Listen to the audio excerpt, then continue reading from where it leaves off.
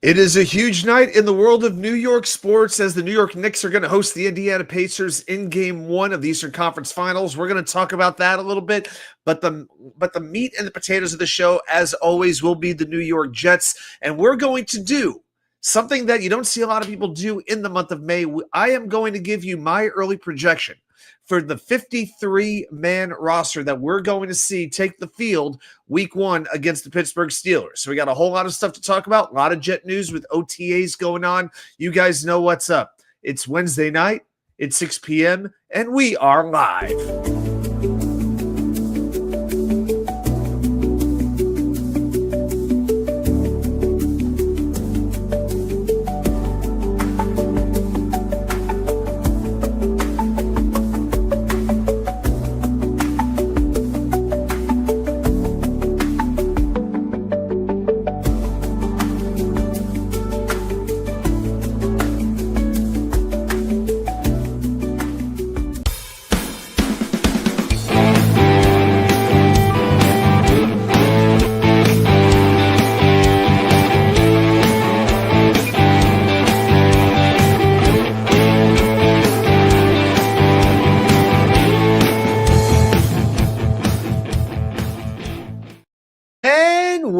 Well. Welcome everybody back to New York Sports WickerMedia. I am your party host, Wa2K99 on this weekly Wednesday Night Live extravaganza. It is the 21st of May of the year 2025. Pretty exciting time in the world of New York sports. We're going to get into a whole lot of content. Want to say thank you to everybody hanging out with me tonight. I see we got a person or two in the chat already. I know there's some other shows that have done some broadcasts a little bit earlier today, so hopefully they'll be winding down and they will find their way over here. All right, so we're going to get into a whole lot of stuff. Obviously, it's a big night in New York sports. The Mets and Red Sox play in about an hour, and the Knicks and Pacers play in about 2 hours. So we are going to get right into everything right away. So let's talk about what's on my mind right now in a little bit of what we like to call 3 and out. First thing that I need to talk about is the absolute joke that is the New York Mets offense. 14 runs in 8 games. The last time they hit a home run, I think Darryl Strawberry was on the team. All right, actually, it was Brett Beatty last Tuesday, 8 days ago. And last night, on a night when Walker Buehler got ejected in the 3rd inning, the Red Sox starting pitcher gets ejected early, meaning that the bullpen's going to have to pitch 6+ innings. It meant nothing. This offense right now, they could get a base runner on, but nobody can get a run batted in. They couldn't get a big hit with runners in scoring position if the ball was sitting on a tee for them. The last 6 games, they're 5 for 44 with runners in scoring position, 43 runners left on base. Where's this great offense we were supposed to see? And people want to focus on Juan Soto, the $765 million man. I'm not going to do that. I don't want to hear about his facial expressions, his body language. Stop it. You know who I'm worried about? I'm worried about Mark Vientos. I'm worried about Francisco Alvarez. As much as I love the guy, I'm even worried about Brandon Nimmo. These are the guys who are worrying me. And now this team is in the middle of its first 3-game losing streak of the season. They've lost 5 out of 6. One more game tonight in Boston, and they're only going up against Garrett Crochet. Oh, joy. And then it's the Dodgers, just a day at the beach.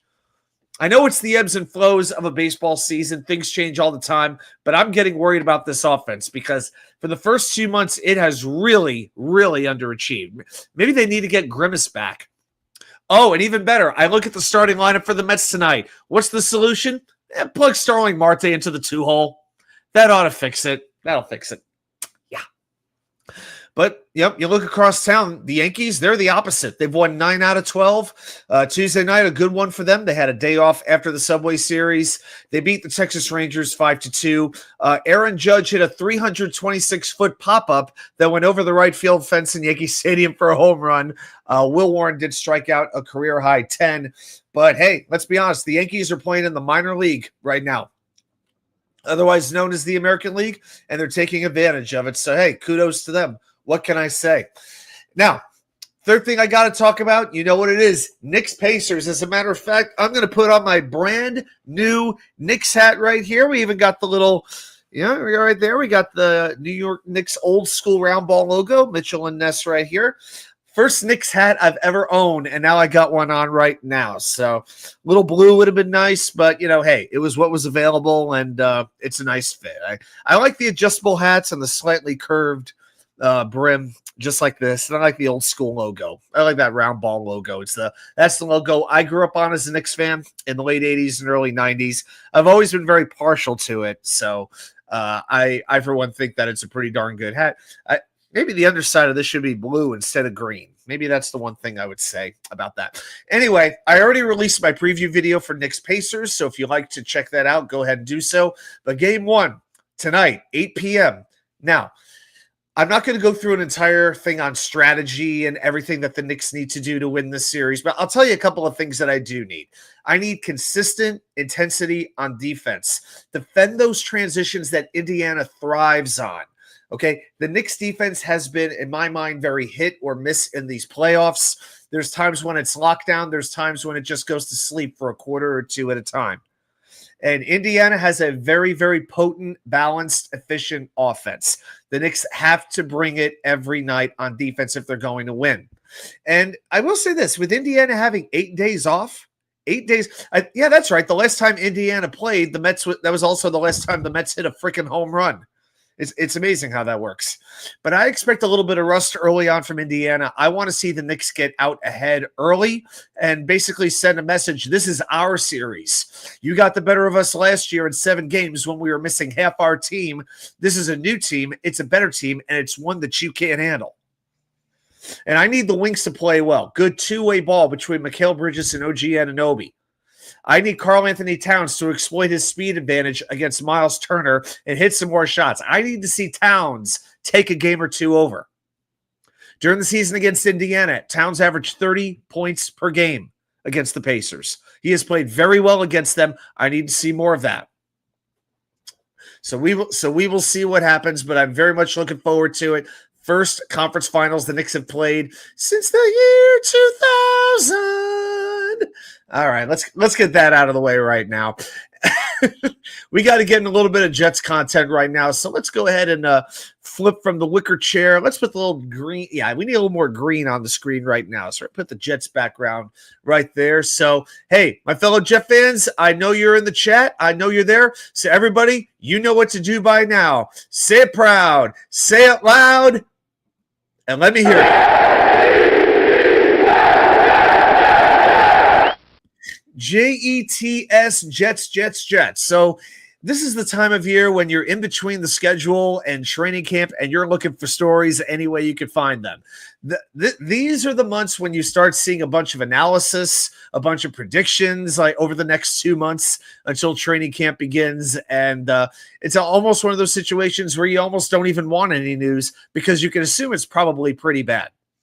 All right, but a couple quick likes. I see Harlan Abraham is here. Father Abraham and his many sons, don't forget them, are here. So Father Abraham, good to see you as always. The biggest Chris Streveler fan in the world, Tony Alexio. Are there any Clemens cuts updates? You know what? No reason to cut him right now. You only get 2 post-June 1st cuts, and the Jets have used those on Aaron Rodgers and C.J. Mosley. So the truth of the matter is, it doesn't matter if they cut him now or if they cut him on the last day of cuts. I guess it would just allow some more reps for the guys like Rashad Weaver and Tyler Barron and, Eric Watson, Braden McGregor. But you know what? If Clemens is playing well enough, you keep him in camp. But here's the thing, and we're going to talk about this in a little bit when we get to the defensive ends. He's got to earn that spot. And I'm going to get into why. He's not going to get it by default. He's not going to get it just because he has a veteran or that James Earl Jones voice or he's got washboard abs with a barbed wire bat in both hands. Okay? He's going to have to earn that spot. He's not sliding by anymore. So, that is a player that, it seems like every fan base in a situation like this, they need that one player that they just don't like collectively. And I don't think there's any question that it's Michael Clemens for the Jet fan right now. And I understand why. All right, so let's talk a little bit about the news right now and what's been going on. So a few random Jets things. So the folks down at Pro Football Focus, sometimes I like what they say. Sometimes I don't put a lot of credibility in it. They decided to produce an article with the NFL's best players at each position over the last 25 years. Now, what's funny about this, the Jets have the 7th worst record in the NFL since the year 2000, going 173 and 231. It's amazing. It's actually that good. But two Jets made it. Darrelle Revis was one. I don't think that would surprise anybody. He got one of the 3 cornerback spots along with Richard Sherman and Antoine Winfield, both very deserving as well. But I was very happy to see that Nick Mangold was chosen as the best center of the last 25 years. Played basically 10 years as a Jet, 94 pass blocking grade, best mark for a center, and top 5 in the position in career pass blocking efficiency, career pressure rate allowed. For his career, Nick Mangold allowed under a 2% pressure rate. That is really, really good. And so I was very happy to see that. And I still hope one day we see Nick Mangold inducted into Canton. You know, a lot of Jet fans, the previous generation, will be focused on Mark Gastineau. My hope is it's going to be Nick Mangold in there. And I'll tell you what, the fact that he is the representative that he is, sort of the ambassador, you know, he's going to London, he's going to tailgates, he's doing all these kinds of things. The more he keeps out there, I think the better chance that one day he will indeed be inducted into the Pro Football Hall of Fame. All right, so some other news was the tush push. So there was a big controversy if the tush push was going to be banned for 2025. Now, the first time I heard of the tush push, I actually thought it was a country line dance, which it actually is. Yeah, you got your electric slide, you got your two-step, and you got your tush push. That is a true story. But the vote happened today. 24 teams needed to vote for it to be banned in order for it to happen, and it fell short. 22 teams voted to ban it, so it fell 2 short vote of the required amount. So the 10 teams that voted to keep the tush push were the Eagles, the Ravens, the Browns, the Lions, the Jaguars, the Dolphins, the Patriots, the Saints, the Titans, and the Jets. So 3 of the 10 teams were in the AFC East. And I think you could probably figure that when you have a good offensive line and a run-focused offense. So I don't think it's any surprise. I could see a situation where the Jets use it a few times because, let's be honest, now it appears they have the offensive line to do it and they have the mobile quarterback to do it. The big question I have is, do the Jets have an offense where they're actually going to be in 3rd and short or 4th and short, or will we see a bunch of penalties like we did last year, run plays that go right into the wall and straight back down to the turf? You know, the tush push only helps when you're in 3rd and short, 4th and short. So we'll see how many chances the Jets really have to use it. Greg Zuerlein, you know what we got to do? We got to spend a minute talking about the now former number 9. We have a new number 9 instead, but we have to spend a moment on the now former Jets kicker.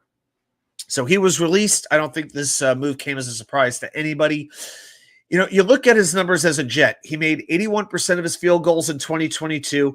2023, very good mark, 92% of his field goals. And over those 2 years, he made 11 of 17 from 50 yards and up, missed only 2 extra points. He was a very good kicker for the Jets. 2024, played only 8 games, and in those 8 games, made only 60% of his field goals and went just 1 of 5 from 40 yards and up. Also, his touchback percentage on kickoffs, that went down based off 2023. Zuerlein has been a very fleeting closer from one year to the next. And this past year, we got bad Zuerlein. And it cost the Jets a lot because he missed some kicks that would have won games. I never like to say that a game is won or lost on a single play. But when it comes down to a game-winning kick, that's the way it goes. And it makes sense to move on and go in a different direction. So, Greg Zuerlein, we thank you for your 2 good years. For the last year, we say, we wish you hadn't signed that contract. So, Greg Zuerlein, all the best. But as far as your Jet career goes, he gone is right. Onward and upward. All the best to you in your future endeavors. And we got to mention Joe Douglas. Look at Joe Douglas in his previous life here with Philadelphia. Barely a wrinkle on his face, no 5 o'clock shadow, looking happy. Life is good. Life is peaches and cream. he looks like 50 pounds lighter in that photo as well.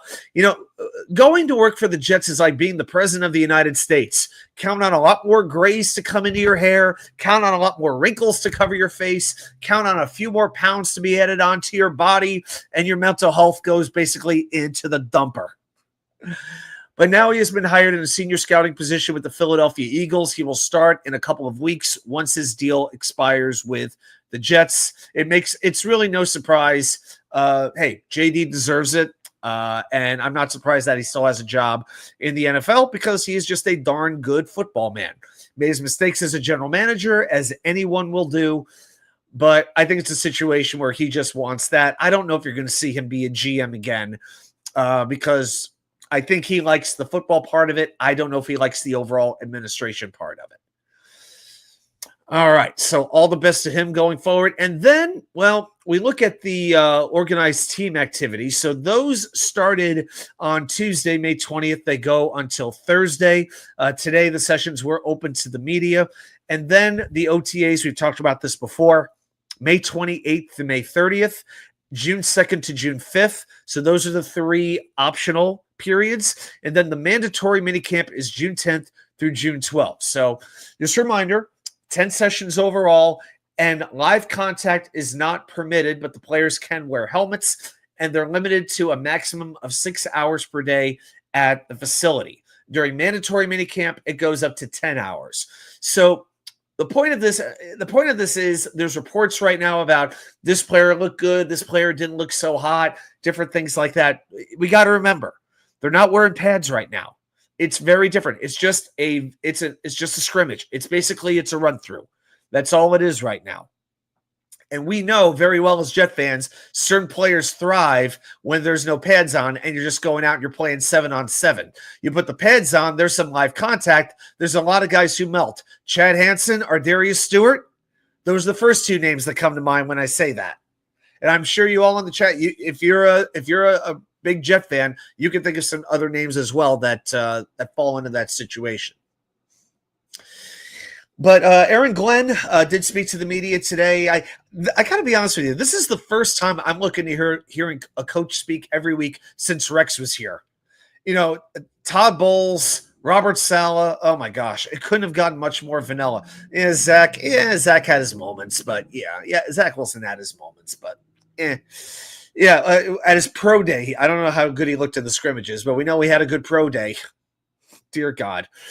But Glenn was very happy that there was 100% attendance for a non-mandatory scrimmage. Very good sign. They want to be there. They want to work. They want to earn their roster spots. That, to me, is the most encouraging thing that I heard all day, that everybody showed up. The veterans, the rookies, everyone. So I believe it's a situation where Aaron Glenn and this coaching staff have established the protocol. You want to make this team, you want to play, your ass better be in the building, and you better come to work, and you better work hard. Because if you don't want to be here during scrimmages, I'll assume that means that you don't really care that much about playing on Sundays when the fall comes around. So that, to me, is very important. Glenn said it himself. It's a lot easier during these events to evaluate the mental aspect of the player as opposed to the physical when he doesn't have his pads on. So as long as that's there, then I'm going to be very, very encouraged. But with a couple players, Will McDonald has apparently put on 15 pounds. I hear that and I get nervous. I just think about Michael Clemens when he put weight on after his rookie year, because the idea was to move him inside, and his career has never been the same since then. Okay, but it looks like he hasn't lost any speed, had a couple of would-be sacks on Justin Fields. So, you can look at that in a couple ways. You could say that's great for Will, or you could say, what the hell's going on with the offensive line that we need to be so good in order for this offense to do anything? So I did try asking a beat reporter to, okay, who's Will beating? Olu, Armand, is it somebody else? I didn't get a response just yet, but I was trying to figure that out. And I was trying to tweet the reporters who actually respond, which is definitely in the minority of them. I'll just leave it at that. Also said he wants to feed Garrett Wilson hard. Well, yeah, I don't want to see them feeding Alan Lazard hard, right? So, I mean, that's just the whole thing with the offense. It's all going to be predicated on the run and the defense keeping them in the game. Because if we have to go down the field, if we're down 4 points, 80 yards to go, 2 minutes left, maybe one timeout left, are we confident we're going to be able to do that? I mean, why doesn't the defense just double team Garrett Wilson and dare whoever the other receivers are to beat their man one-on-one? Especially when Justin Fields is your quarterback, who's not exactly a top 5 quarterback in the league. Okay. When he has time, apparently he's got some good zip. But I don't know about a fourth quarter comeback. I don't know if I want Justin Fields in a position where he has to do that in order for the Jets to win a game. Something else that I did like, Quinn Williams. He spoke to the media today. He admitted that his posts about another rebuild after Aaron Rodgers was let go were, quote, immature. And I'm glad. It just goes again to show you there are clear standards now. And I feel like with this previous coaching staff, there were not clear enough standards for the players. We've had a lot of player-friendly coaches here. All right. Some worked out better than others. Herman worked out. Rex worked out. Saleh failed. Okay. And we could go on with a couple of other ones. But it looks like Glenn is in a real situation where he is demanding accountability and hard work. He will not tolerate anything that could divide the locker room. I'm willing to bet you he's had a little conversation with Sauce Gardner about his social media use and what he's putting out there. We know he's had it with Quinnen. Believe me, Quinnen didn't just have a sudden attack of conscience and say, oh, you know what? I'll be damned. That post I put out there was really immature. I really shouldn't have done that. This coaching staff talked with him. And I like that because you know what? As a New York Jet, you are dealing with enough distractions. You are dealing with enough doubters. You are dealing with enough detractors already. We don't need any inside distractions coming from one Jets drive. So with that in mind, guys, I'll tell you what we're going to do. We are going to get into the 53-man roster as I'm projecting it. We'll probably do this another time or two over the course of the season, maybe once training camp starts. But now that we've gotten through the draft and likely we've gotten through all of free agency, this is what, and obviously there's still some good players out there, but this is my early feel for what I would see the 53-man roster shaking out as. Of course, pre-injury, you never know what's going to happen. That's right, Tony. Culture changes are happening. No favorites. I see the chat's growing a little bit. Guys, do you have any thoughts? Do you have any questions? Do you have any comments? You are welcome to put them right down there in the chat. Definitely appreciate it. All right. So here's how I'm going to do this. I am going to just remove this real quick. I'm going to break it down position by position, and I'm going to give you 3 categories: the locks, the possibles, the people who could make it, the fringe players, and the unlikelies. I'm not going to give up on any player making the roster because whoever wants it, they can have it. But I think for right now, I'm just going to break it down into those 3 categories. Also, with each position, I'm putting the number on the board to let you know how many players from each position are going. And when we're done, we are going to arrive at our 53-man roster. I don't really mess with the practice squad because honestly, half the practice squad every year comes from players who had training camp with other teams. So to me, that's a little bit too much. So let's get right into the quarterback position. I'm only taking 2. So my locks, pretty straightforward: Justin Fields, Tyrod Taylor. My possibles are Adrian Martinez and the rookie Brady Cook. The way that I'm looking at this, we know who quarterback 1 is. We know who quarterback 2 is. No surprise there. I know that there's a lot of people who like Adrian Martinez, and the fact that Justin Fields is here, the idea of having a mobile quarterback behind him is appealing. But my problem is we saw enough in preseason last year that Martinez is not a good thrower of the football. I thought his accuracy was off. I saw a lot of wobbly passes. I don't have a very good feeling about him. Brady Cook, if nothing else, was very, very productive in college. And the only reason I'm not giving him a roster spot, because I think most teams want to have 3 quarterbacks. Nobody drafted him. You know, if they didn't like him then, he's going to have to really, really show out in the preseason in order for somebody to claim him. So for right now, I'm going with 2 quarterbacks, but I would at least expect Cook to be back on the practice squad if I had to give you an estimate on what would happen to him. But if he plays well enough, believe me, the Jets will find space for Brady Cook. I just don't see it happening for Martinez. I really, really don't. Okay, so then with running backs, I'm going to take 4 running backs here. Breece Hall, Braylon Allen, Isaiah Davis, the three from last year. I'm very excited to see what Breece can do in a new offense with an improved offensive line, a different offense that I think will be more suited to using his strengths. Braylon Allen. I know it says Hall, but I'm sorry. Braylon Allen. He gives you the power running back. I'm excited to see what he can do. Isaiah Davis, don't forget, he gives you a little bit in the return game, and he's a very feisty, shifty runner. I like Isaiah Davis as well.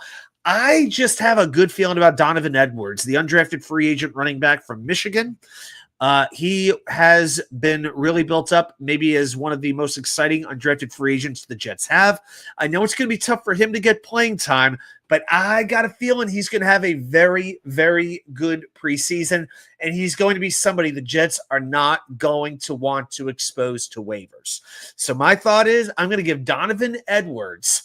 It might be a situation where he's inactive every game, barring injury, but I think the Jets are going to make a priority to keep him.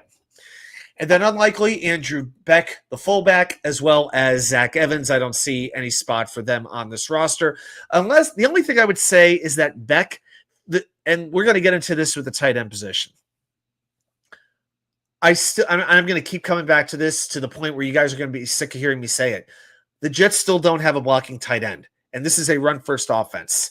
Andrew Beck is a fullback. If he proves to be a very capable blocker, or if he can help on special teams, that's somebody you might want to consider.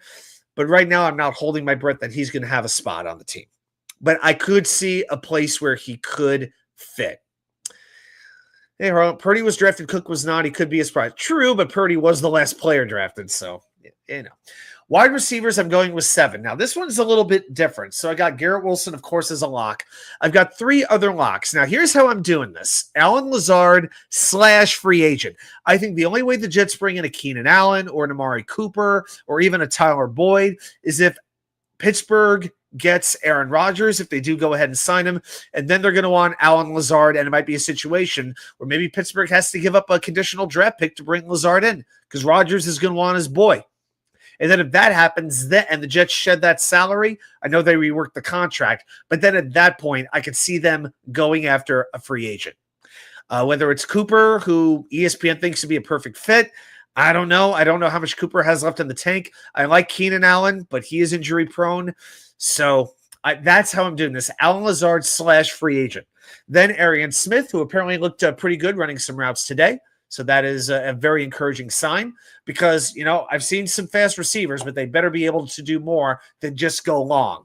You know, give me better than Lamb Jones or Donovan Peoples-Edwards or Robbie Anderson, please.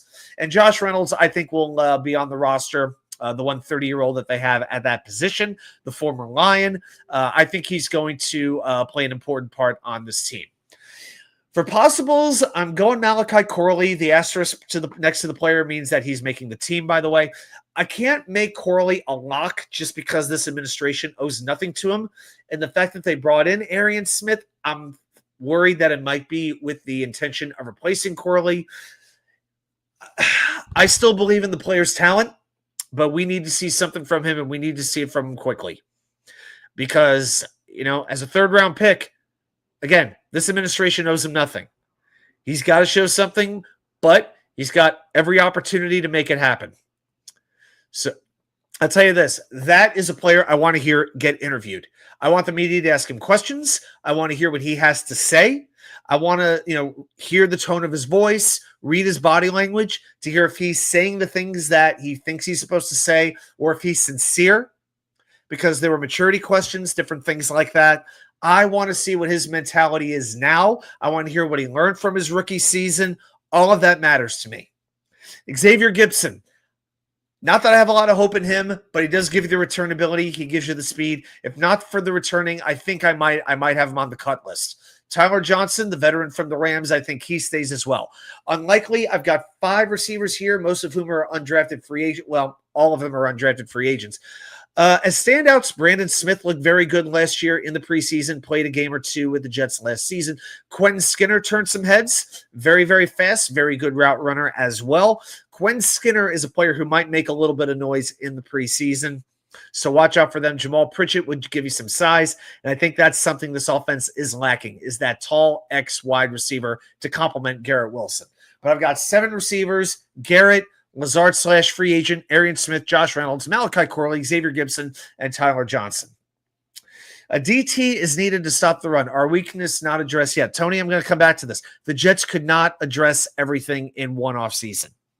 What they did is they threw a lot of volume at defensive tackle, and I'm going to get to that in a few minutes.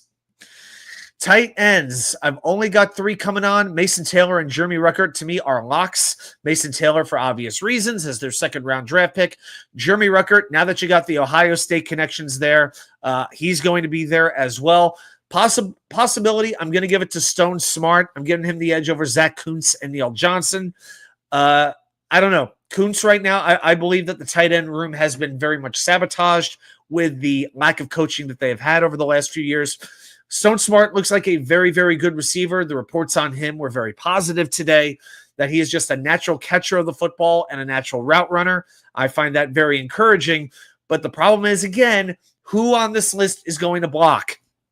When you're running RPOs, when you're running counters, and all those types of plays, off-tackle plays, you need a tight end who can block. I still think that is going to be something the Jets try to address, and to me, that is a bigger issue than just about anything else that they have right now. Believe it or not.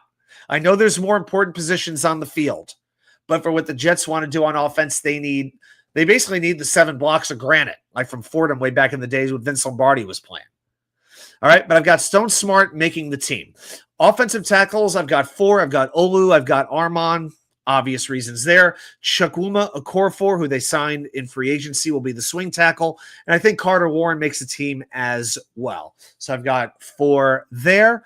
Then on to interior offensive line, I've got 5. So that takes us up to 25 players total. John Simpson, Joe Tippmann, Elijah Vera Tucker. You have your 3 starters. Then you've got Josh Myers, signed for a very, very good deal. 1 year, $2.5 million. Can play any of those positions that he may need to. So I definitely like those 4 a lot. Also, I've got Xavier Newman making this team. Very good guard as well. I like him making the team, and it was difficult for me to figure out who I was going to add. I even thought about adding a 6 interior offensive lineman. I like Gus Hartwig a lot, the center. I think very good footwork, very, very nasty, needs to gain a little play strength. That's somebody I want to keep on the practice squad. I got a good feeling about Gus Hartwig becoming a decent player. Max Mitchell, I think his time is up. I think we have seen enough of him. If we ever have to see Max Mitchell at tackle position again, I'm shutting off my TV. Please. Then you have Leander Wiegand, who is in the developmental program from Europe. I could see a situation where the Jets keep him. Raw strength with him. He's like the opposite a lot of the players the Jets have. His technique needs some help, but his strength is off the charts. Like, he was setting bench press records at the combine. So pretty encouraging there. Cole Laval was there last season. I don't expect him to stick around. But I will say, I think we have some very impressive depth on the interior offensive line. And it's been a while since we could say that. So I am very, very encouraged indeed. All right, so that's 25 players on offense. That gives us 28 left to bring in. So now let's go to the defense. Now at edge rusher, I've got 3 locks only. I've got Will McDonald. I've got Jermaine Johnson. I've got Tyler Barron.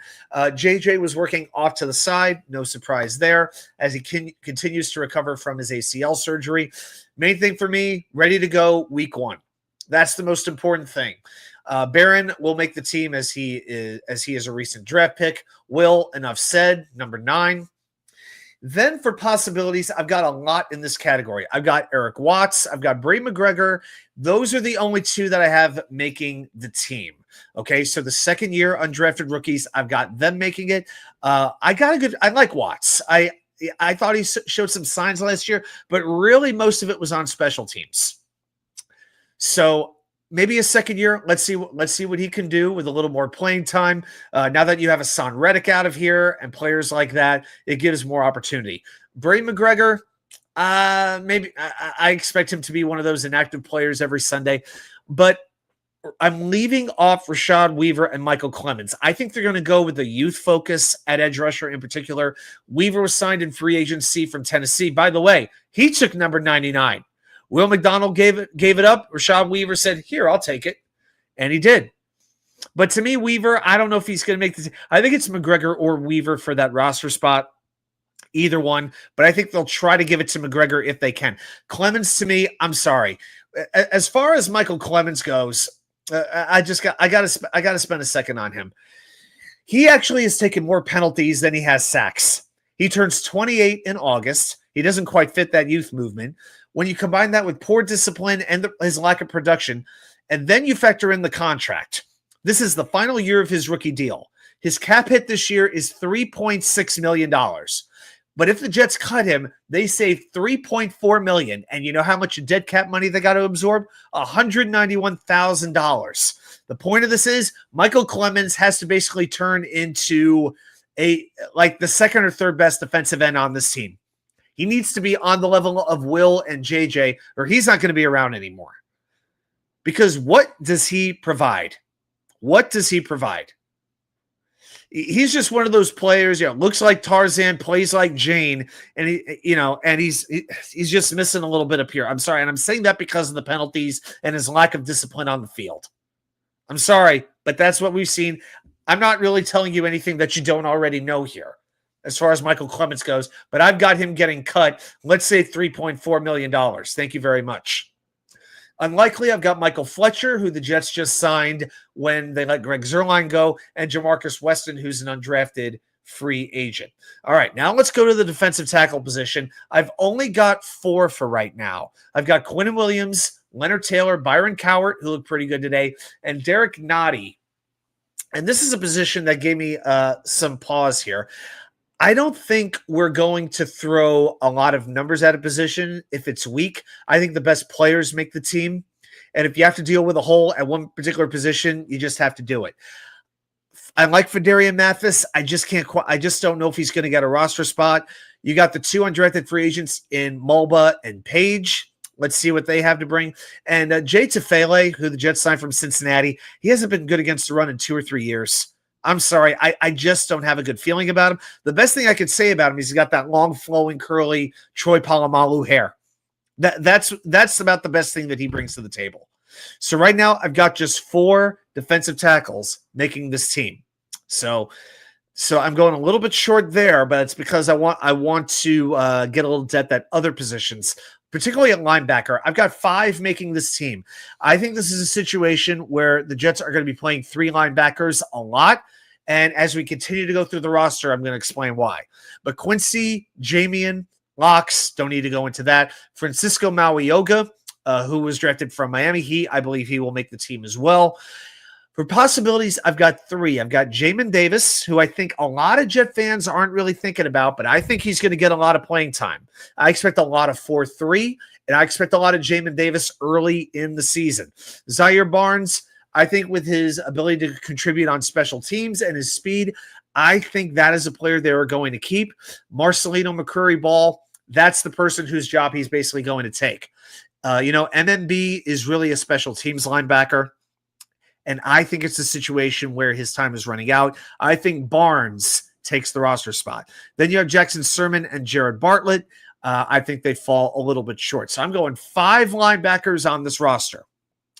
Okay, so then we add that up. We're up at 5, 4, and 5. So that's 14 on defense. That gives us 39 players total, and we have 14 left to take. In the safety, in the cornerback room, I've got 6. Sauce, Brandon Stevens, Azarie Thomas, who apparently was looking very good today.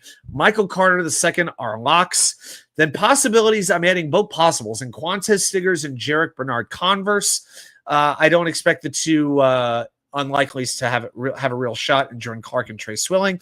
Again, JBC, very good depth, can play corner, can play safety, can play some special teams for you. And every year he seems to really show out in the preseason. I feel like every year JBC is the preseason MVP, and that's enough to get him a roster spot. Stiggers to me is just very raw, but has a lot of ability.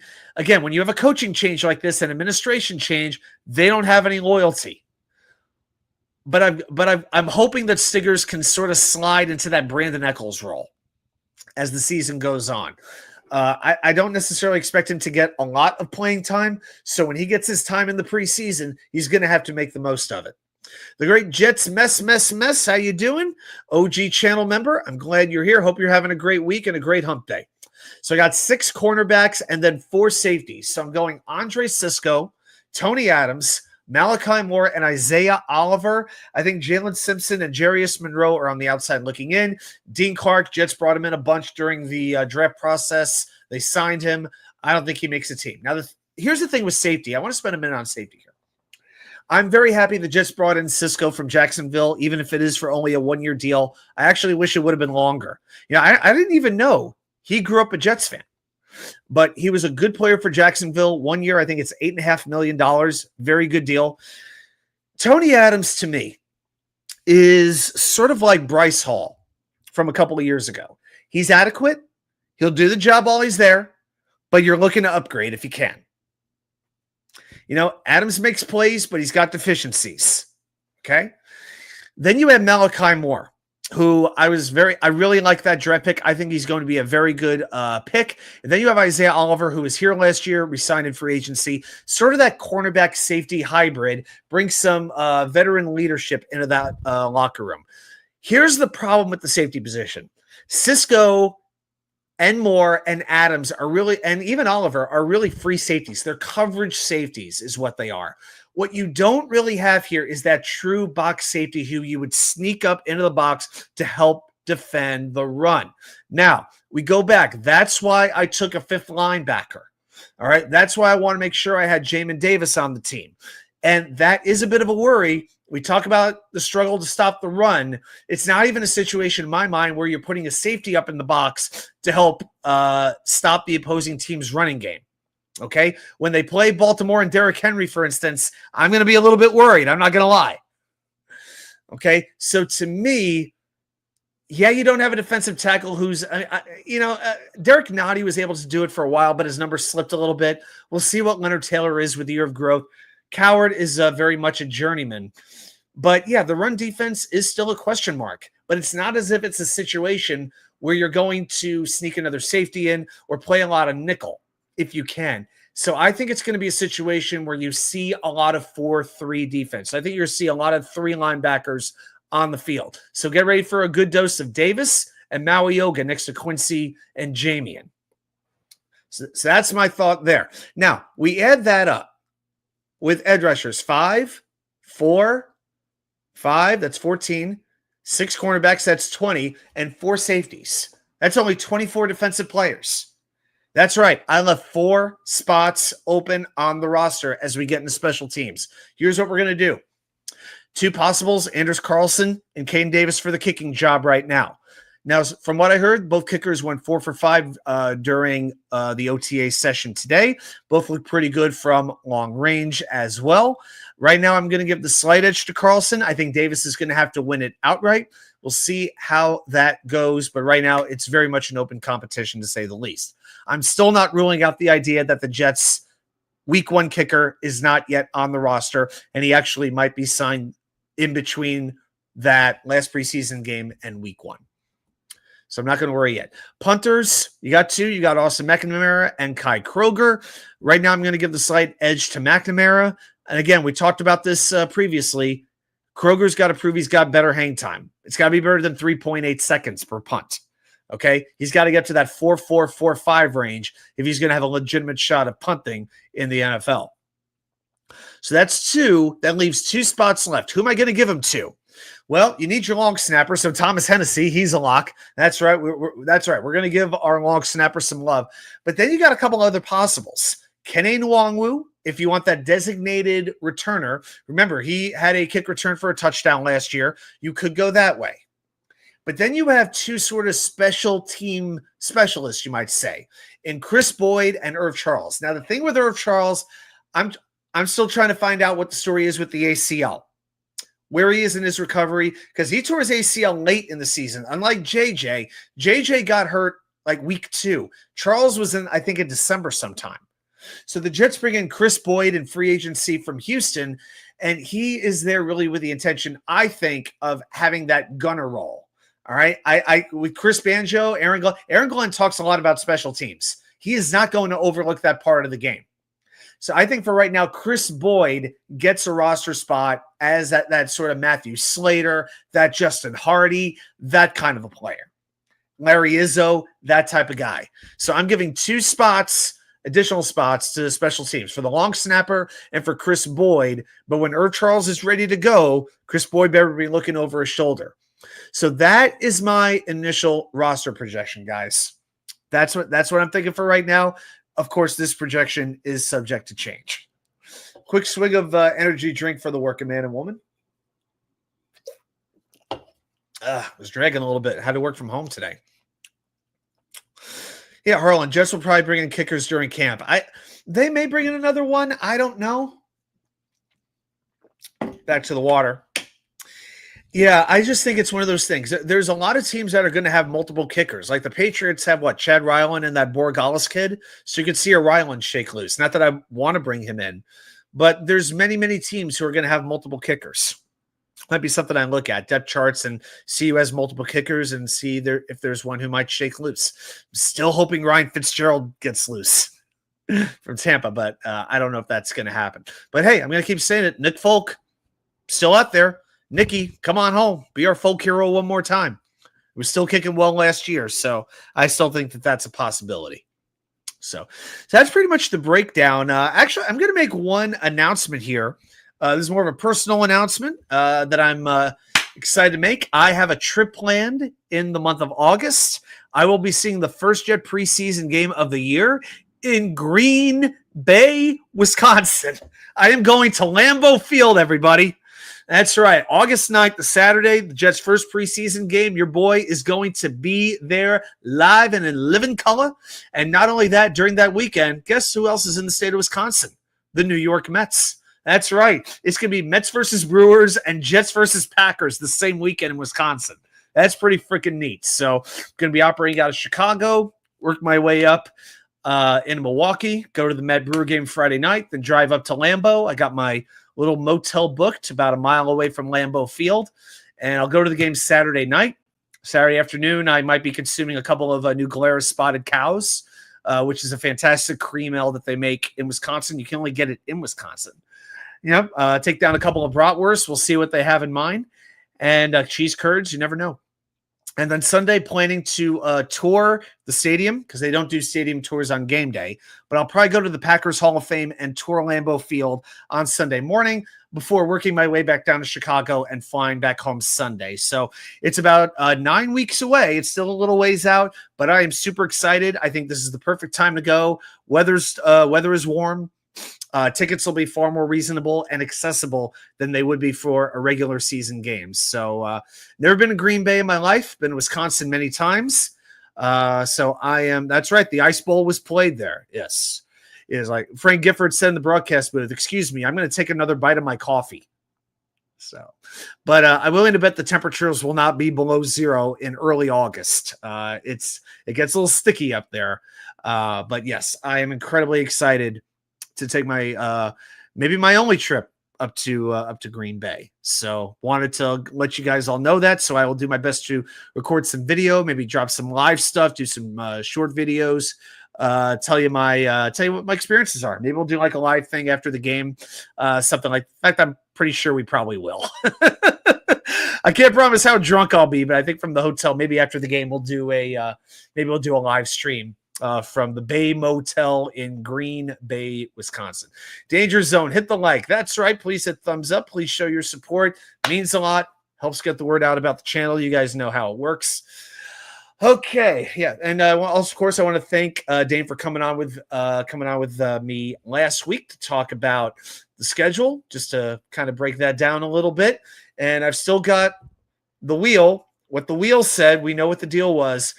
We did a win-loss wheel for every game on the schedule. We started off the season going 3-1, and we finished the season 5-12. So I'm going to keep this handy, and we are going to see how it goes from the over the course of the season. Also, I will be on with Dane. Wanted to mention that not pardon me, not this Friday, but the following Friday, May 30th, around 9 or 9:15. I'll be on with him. So check out Dane's channel. I'll be on with him, and we will talk all things Jets. All right, guys. So it's 10-7 right now, and so we are going to. The Mets actually have a leadoff runner on second base. Well, they have a runner on second base. Oh my goodness. Well, now can they get him in? Unbelievable.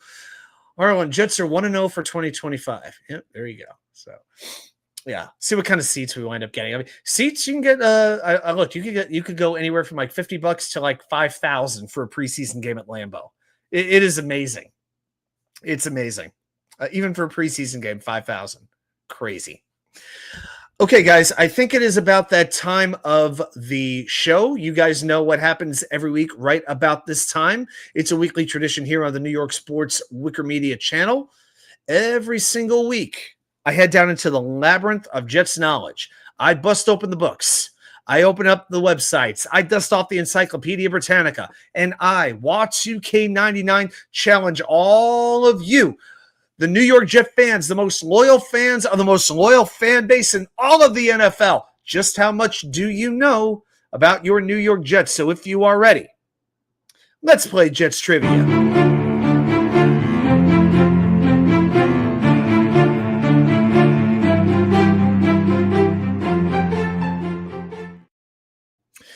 Okay, guys, so you all know the rules. I'll be checking the chat. Throw your answers down in the chat.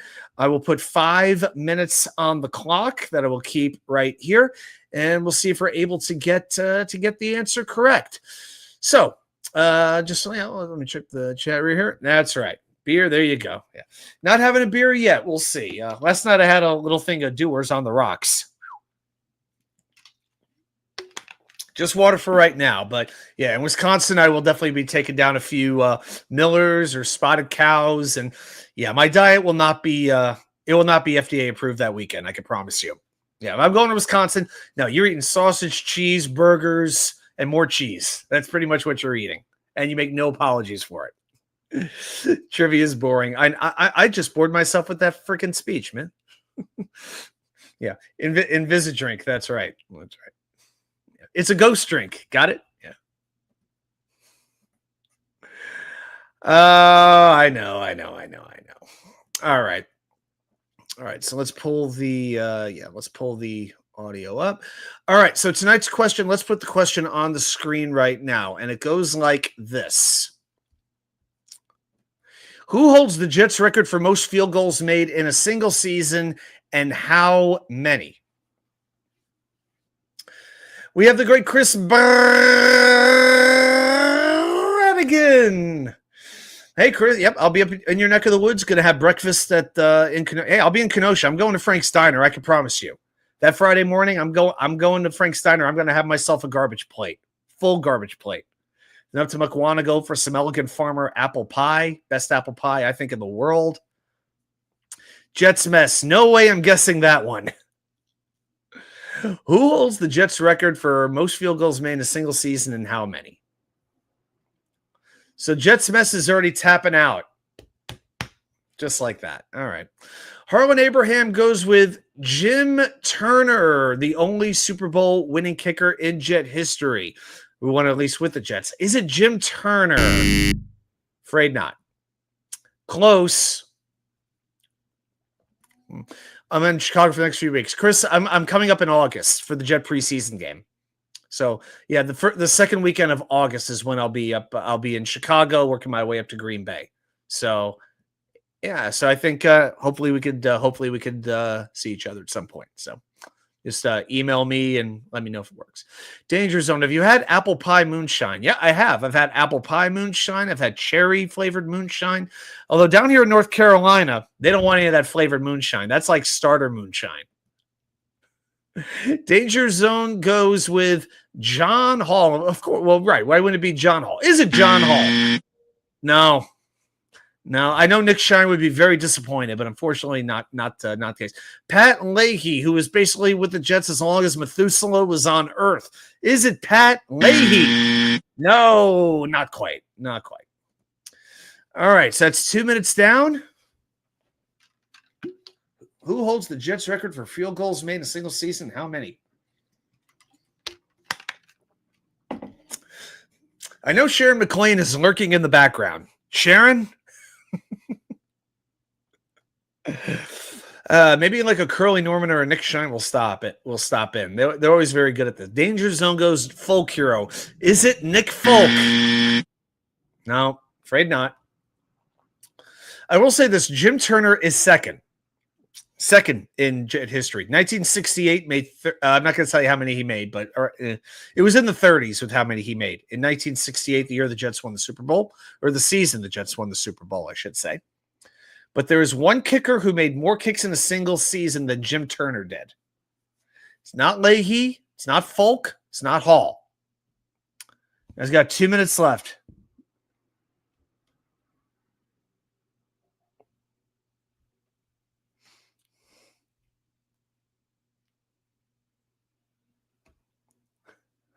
My friend Tommy's in the background, who looks like I'll be going to the game with. One of the great Virginia Jet fans. He actually guessed Jim Turner through text message, but not quite. Not quite.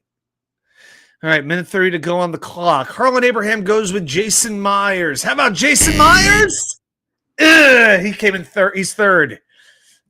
He's third on the all-time list. There's one other kicker. One other kicker. Yeah, of course. Jets. Yeah, Mets do nothing. So the Mets strand to lead off. Strand to lead off double. Yep, that's about what I would expect. Yeah, Crochet is going to kill. All right, Danger goes with Greg Zuerlein, but oh my gosh, it pained him to say the name Greg Zuerlein. Is it Greg Zuerlein? It could be Greg Zuerlein. It is. It's Greg Zuerlein. All right, that's correct. How many field goals did he make?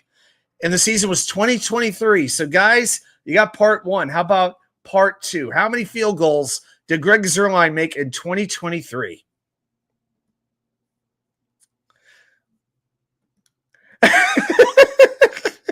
It hurts, doesn't it? I know it was a trick question. He got cut this week, and so I thought I'd give you a Greg Zuerlein trivia question. So why not?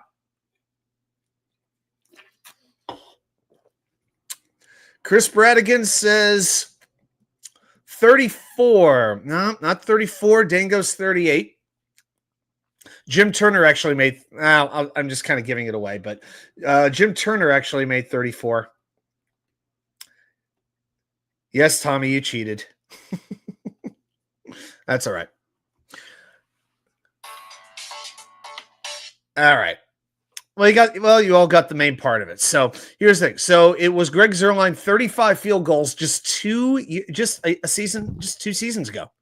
Yeah, 35 field goals in 2023. That is a Jets record. And so it almost makes sense that he got the contract that he did, and he just fell off. As kickers sometimes just do. You know, it blows, but that's the nature of the position. So, you know what? Why not try some new blood? So hopefully Caden Davis will. What's Justin Tucker's on the market, and maybe it'll be a happy ending for everybody, right? Yeah. Happy ending for everybody, Justin Tucker. All right, I'll stop.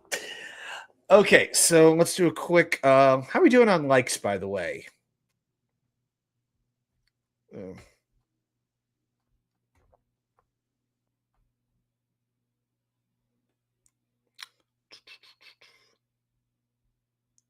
Yeah, looks like about 9 likes. All right.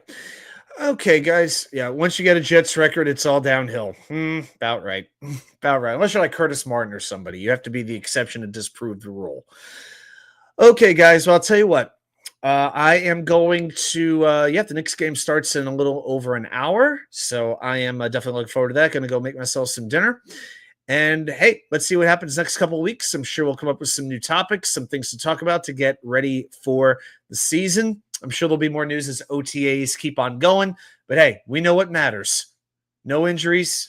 Pray to the football gods and onward and upward. So hey, when your expectations are as low as they are, it gives you the opportunity to have a surprising season, to have a fun season, and maybe the Jets are just going to have that. Not promising anything, but it could happen. All right.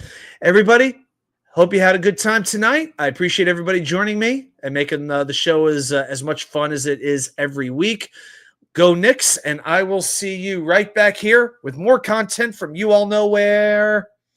The Wicker Chair. Have a good night, everybody. Be well.